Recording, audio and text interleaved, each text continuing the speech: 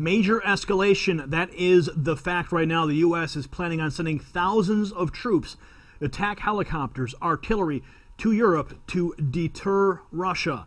This story comes to us courtesy of ZeroHedge.com against a backdrop of absurd saber rattling from all sides when it comes to the South China Sea and the Baltics, and frankly, it would be pure political comedy gold were it not for the fact that things have recently taken a turn for the very serious now, that it looks like the U.S. Special Ops could end up in a shootout with the Russians and Hezbollah near Aleppo and or with Iranians near Raqqa, depending on where Washington decides to place its Syrian field advisors.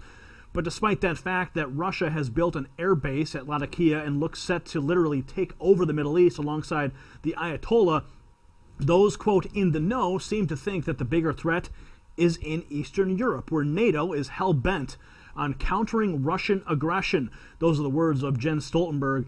Now, even though, to the extent that the Kremlin is being aggressive, it certainly seems like Putin is taking it out on Sunni militants in the desert and not on far-right volunteer battalions in the Ukraine. Zero Hedge continues, concerns about the potential for an epic Baltic battle have prompted officials to conduct a series of war games in an effort to determine the likely outcome. And as we've noted here a few months ago, the U.S. loses every single time. Now, Zero Hedge continues, in an effort to ameliorate that, a senior U.S. military leaders have proposed sending more forces into Europe on a rotating basis to build up the American presence and are stepping up training exercises to counter potential Russian interferences with troop transfers in the event of a crisis with Moscow.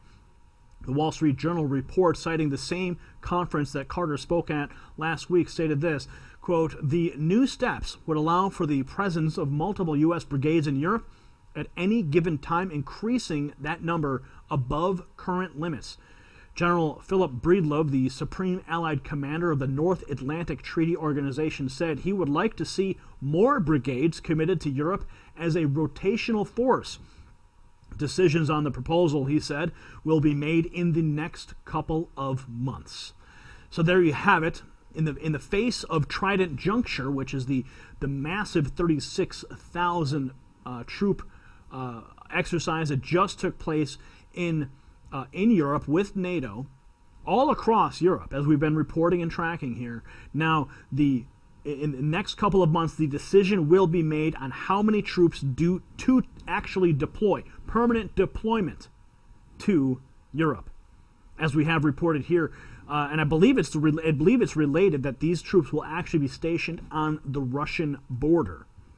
Russia has said that they will not stand for that, as it is a treaty violation.